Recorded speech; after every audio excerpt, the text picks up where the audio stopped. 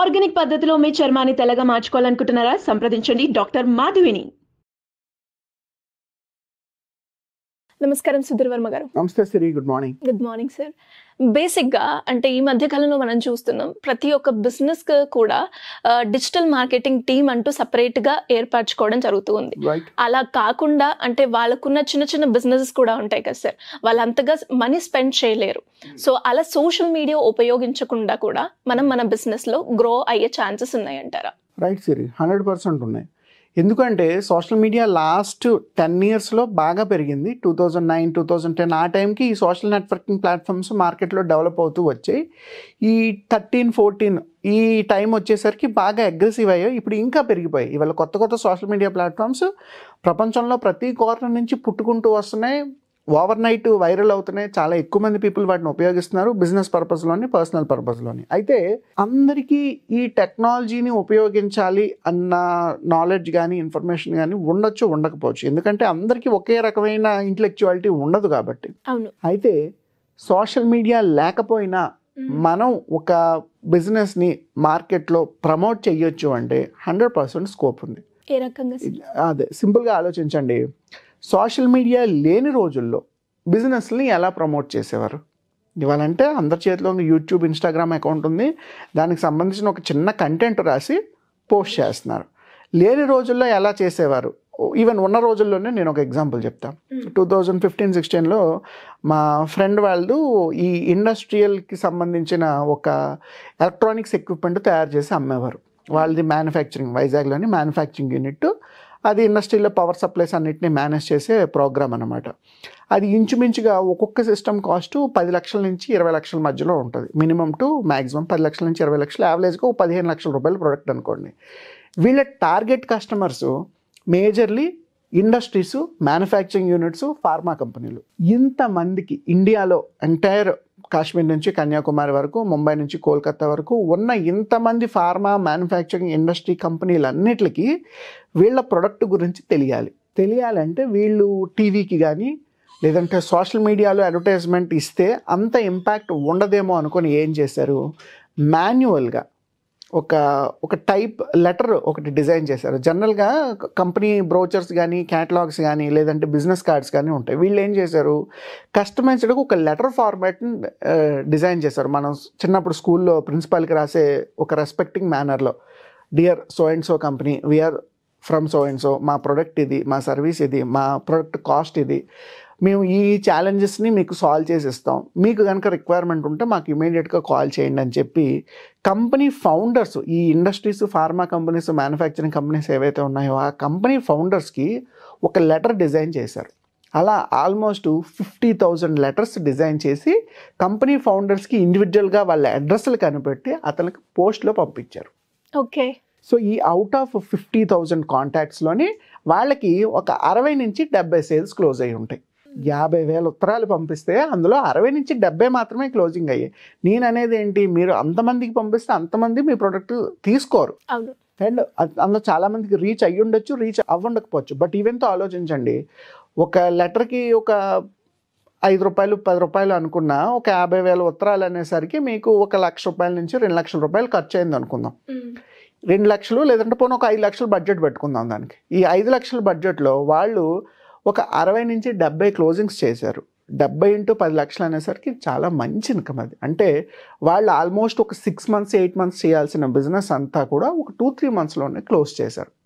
Of course ఉత్తరం వచ్చిన వెంటనే అందరూ ఓకే చెప్పరు కదా. వీళ్ళు ప్రోడక్ట్ని ఎక్స్ప్లెయిన్ చేయాలి, డెమోన్స్ట్రేషన్ చూపించాలి, ఏదో టెస్ట్ ప్రోడక్ట్ ఒకటి పంపించాలి, ప్రోటోటైప్ చూడాలి, వీళ్ళ ప్రీవియస్ క్లయింట్ పోర్ట్ఫోలియో ఏదో చూడాలి, అక్కడి నుంచి వాళ్ళు పే చేయాలి. ఆ నెగోషియేషన్ కూడా టైం పడుతుంది. సో ఒక 2 to 3 monthsలో ఇలా ఒక 60 to 70 కస్టమర్స్ని వాళ్ళు గ్రాప్ చేశారు. అంటే చూడండి, మార్కెటింగ్ టెక్నిక్స్ అంటే ఎంతసేపు మనకు తెలిసిన ఇన్స్టాగ్రామ్లో ఒక రీల్ పెట్టేస్తే జనాలు నాకు ఓవర్ నైట్ వైరల్ అయిపోయి వీడియో చూసేసి అందరికీ షేర్ చేసి కస్టమర్ వచ్చేస్తారు, ఇలా చేసేస్తే వెంటనే బిజినెస్ అయిపోద్ది, యూట్యూబ్లో ఒక వీడియో తీసి పెట్టేస్తే బిజినెస్ అయిపోద్ది. ఇది ఒక్కటే స్ట్రాటజీ కాదండి. స్ట్రాటజీలు చాలా రకాలుగా ఉంటాయి. మీ కంటెంట్ ఏంటి, మీ క్రియేటివ్ వర్క్ ఏంటి, మీ ప్రొడక్ట్ సర్వీస్ అమ్మబోతున్న కస్టమర్ ఎవరు, వీళ్ళని బేస్ చేసుకుని మీ బిజినెస్ మోడల్స్ చేంజ్ అవుతూ ఉంటాయి. ఈవెన్ చూడండి, మేము every year internships, training programmes conduct చేస్తూ ఉంటాం. ఈ ట్రైనింగ్ ప్రోగ్రామ్స్, ఇంటర్న్షిప్ కండక్ట్ చేసేటప్పుడు దీన్ని సోషల్ మీడియాలో మేము పబ్లిసిటీ చేసేది చాలా తక్కువ నిజానికి. మేము డైరెక్ట్గా ఇంజనీరింగ్ MBA కాలేజెస్కి వెళ్ళి ఒక half day free training programme conduct చేసి మా ఇంటర్న్షిప్లో జాయిన్ అయితే మీకు ఈ అడ్వాంటేజ్ ఉంటుంది అని చెప్పి ప్రోగ్రామ్ని కవర్ చేస్తాం. అలా ఒక 5-10 ఇంజనీరింగ్ కాలేజీలు తిరిగేసరికి మాకు 2,000 మంది 2,500 మంది స్టూడెంట్స్ వస్తారు ఆన్లైన్లో. సో బిజినెస్ జరుగుతుంది. సో ప్రతి ఒక్కరు ఆన్లైన్లో మీరు పెట్టిన ఒక రీల్ చూసి అది చూసి డైరెక్ట్గా కన్వర్ట్ అవ్వరు. అండ్ ఇవాళ మార్కెటింగ్లో ఉన్న ఇంకొక మేజర్ మిత్ ఏంటంటే కొంతమంది ఇన్స్టాగ్రామ్ ఇన్ఫ్లుయెన్సర్స్కి కానీ యూట్యూబ్ ఇన్ఫ్లుయెన్సర్స్కి కానీ లక్షల్లో ఫాలోవర్స్ ఉన్నారు. ఇంతమంది ఫాలోవర్స్లో మీకు పనికొచ్చే వాళ్ళు ఎవరు? Targeted customer. మీ ప్రొడక్ట్కి లేదా మీ సర్వీస్కి మీ బిజినెస్కి పనికొచ్చేవాళ్ళు ఎంతమంది? ఈ క్వశ్చన్ పర్టికులర్గా ఎందుకు అడిగానంటే చాలామంది వాళ్ళు వర్రీ అవుతున్నారు.